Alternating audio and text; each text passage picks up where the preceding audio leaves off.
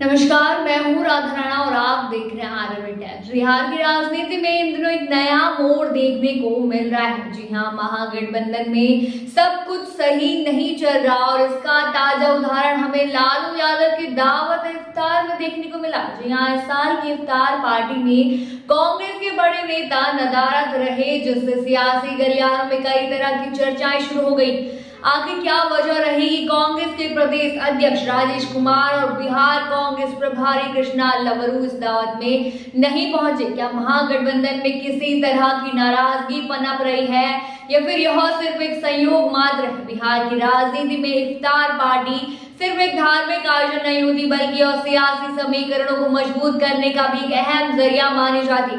हर साल लालू यादव अपने आवास पर इस आयोजन को भव्य रूप से करते हैं, जहां विभिन्न राजनीतिक दलों के नेता शिरकत करते हैं।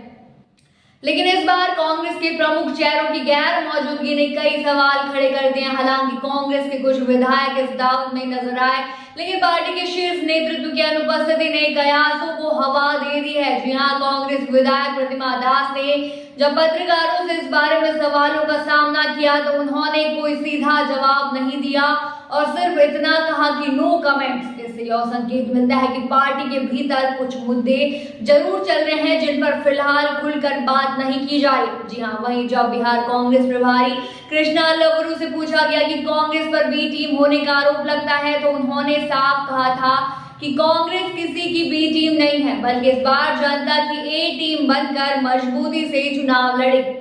इफ्तार पार्टी में एक और दिलचस्प बात ये रही कि कांग्रेस की गैर मौजूदगी के बीच लोजपा रामविलास के प्रमुख पशुपति कुमार पारस इस आयोजन में शामिल हुए।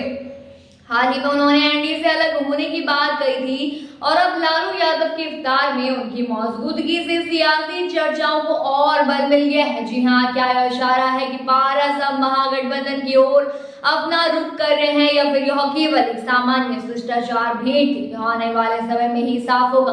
वीआईपी पार्टी के प्रमुख मुकेश सहनी भी इस आयोजन में शामिल नहीं हुए, जो एक बार बड़ा संकेत देता है कि बिहार की राजनीति में समीकरण बदल रहे हैं। महागठबंधन के अन्य दलों के नेता इफ्तार में नजर आए, लेकिन कांग्रेस की गैर मौजूदगी ने गठबंधन की एकता पर सवाल खड़े कर दिए हैं।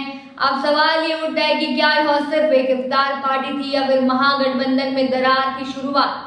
राजनीतिक विश्लेषकों का मानना है कि कांग्रेस का यह कदम महागठबंधन के भीतर किसी बड़े मतभेद का संकेत दे सकता है। बिहार की राजनीति में यह पहला मौका नहीं है जब महागठबंधन के भीतर असहमति की बातें सामने आई। पिछले कुछ महीनों में कई बार यह संकेत मिले हैं कि गठबंधन के भीतर समन्वय की कमी है। फिलहाल इस पूरे मामले पर राजद की ओर से कोई आधिकारिक बयान अभी तक सामने नहीं आया है, लेकिन ये देखना दिलचस्प होगा कि आने वाले दिनों में इस मुद्दे पर क्या प्रतिक्रियाएं मिलती हैं। बिहार में अगले चुनाव को लेकर सभी दल अपनी रणनीति बनाने में जुटे हैं और ऐसे में कांग्रेस की ओर से दूरी कहीं न कहीं भविष्य की राजनीति को प्रभावित कर सकती है। जी हाँ, तो बिहार की राजनीति में यह नया मोड़ किस दिशा में जाएगी, ये देखने वाली बात होगी। क्या महागठबंधन एकजुट रहेगा या फिर यह संकेत किसी बड़े राजनीतिक फेरबदल की ओर इशारा कर रहा है? आने वाले दिनों में इस पर और ज्यादा स्पष्टता मिलेगी। इस पूरे मामले पर आपकी क्या राय है, हमें कमेंट सेक्शन में जरूर बताइए। फिलहाल के लिए इतना ही। आगे की अपडेट्स के लिए बने रहिए आरएनबी टाइम्स के साथ और साथ ही हमारे चैनल को सब्सक्राइब करना ना भूलें और फेसबुक वेबसाइट पर फॉलो जरूर करें।